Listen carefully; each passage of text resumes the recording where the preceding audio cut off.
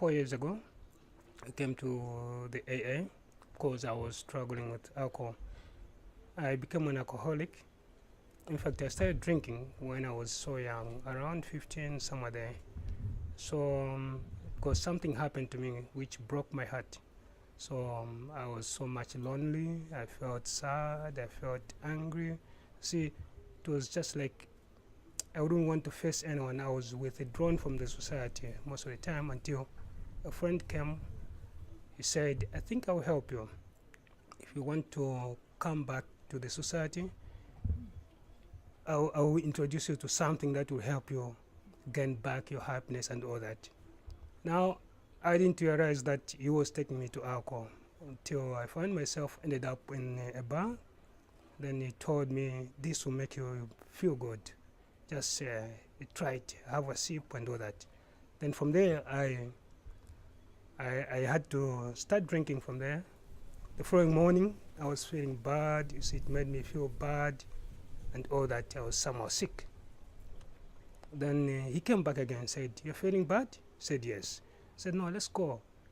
Take some more. Then you feel good. So I went back again, and he told me this is what we call hangover. I went back there again, took some sip. Then I couldn't stop there. I wanted some more. So again, I was drunk. And for sure, I saw it was something like bringing back my happiness, because when I'm drunk, I was able to talk to people, I was able to socialize, I was able to dance in a bar and all that. So in the way, it began to progress, and it became a problem to me as I grew up. I married my wife after some time having realized I've got a problem. Then I thought I need someone to help me, and I married thinking maybe if I have a woman, she will help me out. Instead, I was with my wife for a few months. I pretended, because I told her, I lied to her, I don't drink and I don't smoke, because I used to smoke a lot as well. Then after a few months, she saw that I came home drunk and said, but you told me you don't drink. I said, no, you see, I knew to say if I told you the truth, say I'm a drunk, you wouldn't marry me, because I wanted you to marry me. So anyway, it's good that now you've known that I drink and we are together. There's no way you leave me or walk away from me. So instead of reducing, alcohol now progressed. It was something like it even took me to a time where my wife is at home and I would come 02 p.m. in the night. Sometimes I wouldn't come at home at all. I would go for work with some alcohol in my bag. Whilst at work, I got to hide somewhere and drink. So after knocking off, I won't go straight home, but instead go to some drinking places, drink, go back home late. Sometimes it would take even a week. And my wife began to complain over this. So a lot of things were not in order. A lot of things were not good for me. My life was not all that okay, because most of the time my wife was complaining. And whenever I go home, let's say if I say I want to be at home and I'm a little bit sober that day, it was like my wife would be complaining to me over this problem. And then I would think, why can't she just let me alone? See, she's now provoking me over this. She's not making me have joy, peace in the home. So I would just put a blame on her. Meanwhile, she was trying to control me so that maybe I could come out of this drinking problem, which had really caused a lot of problems to the family. Because by then we had children, and I wasn't there for the children. It was only my wife. I was there physically, but I wasn't there to do anything to guide them, show them this is the way, give them morals and all that. It was only my wife that was taking care of the children. Sometimes time would come to say we pay for school fees and all that. Maybe something's needed for school, or maybe I need to attend the school meeting. I wouldn't be there, because I would just go out drinking. Then my wife is the one who was doing all those things. I would go to work.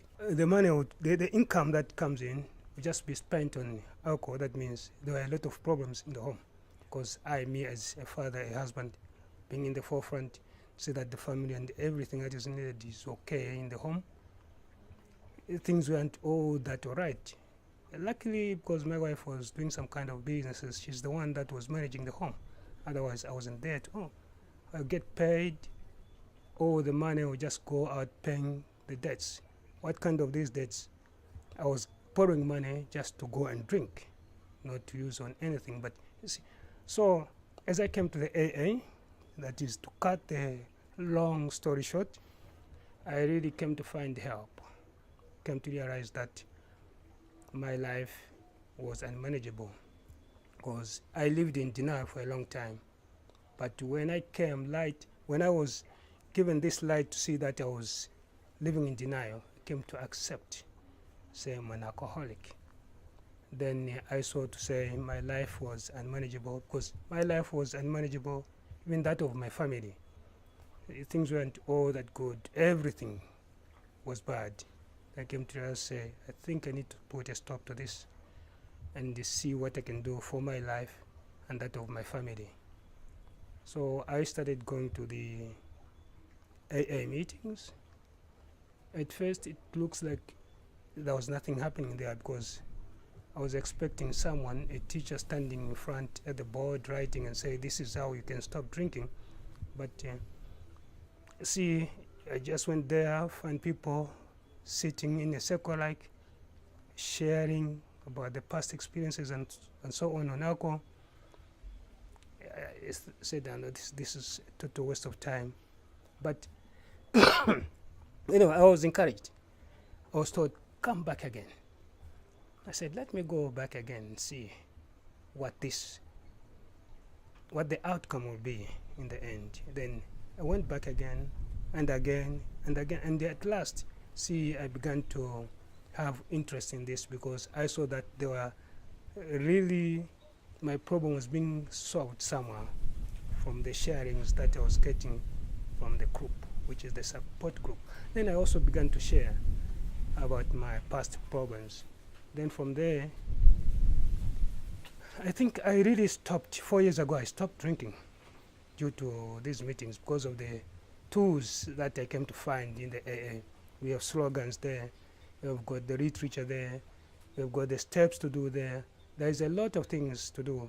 Then even sponsors there, if there's a problem, I would share it with my sponsor, who would help me come out of whatever problem it is, so that I keep away from going out to drink. Most especially, the most important thing is I kept away from the first drink, because I remember to say, if I go and take the first drink, then it won't be enough. I'll go for more. So that is the thing. Even now, I live by not taking the first drink, but keep away from drinking no matter what. Whenever there's a problem, if it is at home with my wife, we'll sit down, talk about it, and solve the problem. If it is with my friend, my co-worker, my boss, I always do go to my boss if I know she's wrong and maybe she has been shouting at me for no reason, to say after some time, this is not good, because I know before that, then I would just go out drinking with it, because of that, and my boss said this, my wife said that, then I'll go for drink. Now this time I just give myself time, cool down, then just confront my boss. Why have you been shouting at me on this? Or why did you blame me, my wife, why, my children, even a friend? Then we solve the issue, then I go on, because I know I've got to be sober. And to me, I always use the slogan which says, sobriety is a journey, not a destination. So I can't say now I'm 4 years, I'm okay. I still have to go back to these meetings, because they're too much helpful. They keep me away from alcoholism. I don't think of going back to that again. I would like to progress in accumulating years of sobriety. To start with, I was born in a home where my parents were Christians. They were believers.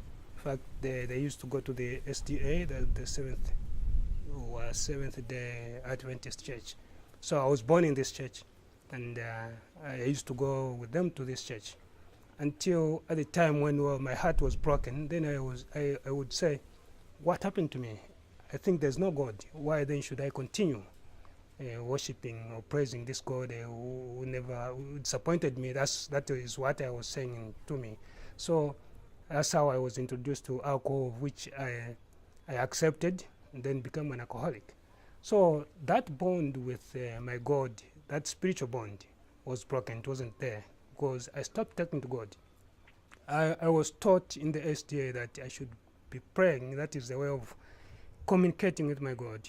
But when I became an alcoholic, I stopped completely because I knew, I was even telling myself, say, there's no God. Why then should I waste my time going to church or worship this God? Because God is not there. But when I came back to the AA, I came to realize, say, only God could help me, because without his help, then I wouldn't have recovered from alcoholism. So I always work on this, that spiritual contact with my God is back again. See, so that spiritual bond should be there. I always speak to him, and you see, it's amazing because God, whatever I tell him, whatever I ask from him, he does give me. People might not see it, but I do see it because my God is there.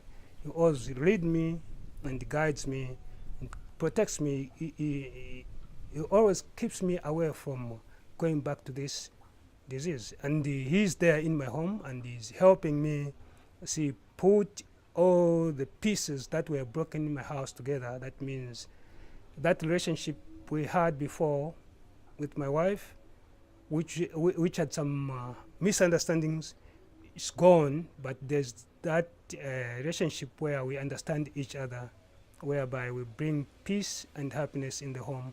There's joy. So our children, most of the time, when I knock off, I'm at home. I go to the meetings, come back home, and share most of the evening together with my family at home. We joke, we laugh. You see, my children, my wife and my children are very much grateful for these meetings, because sometimes I would sit pretending I won't go to the meeting.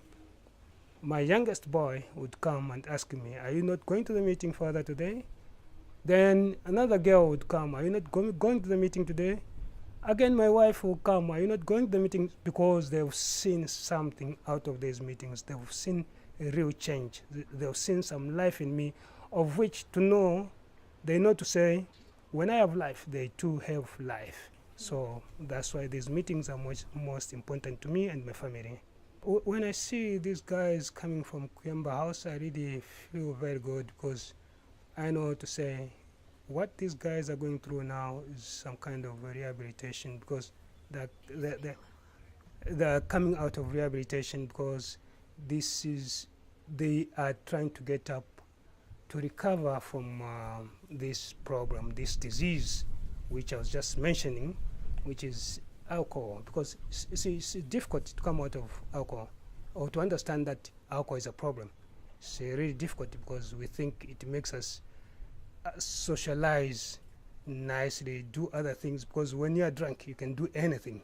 And when you're sober, you see, sometimes you can't even talk to people. So, but when I see these guys coming out of the Kuyamba House, they come to the meetings, I really feel good, because I know to say they're really coping up, they're really they're on the journey of sobriety, of which to them, just like me, it is not a destination. Then we'll simply be on this bus, moving on together, so that we stay sober and help others also become sober.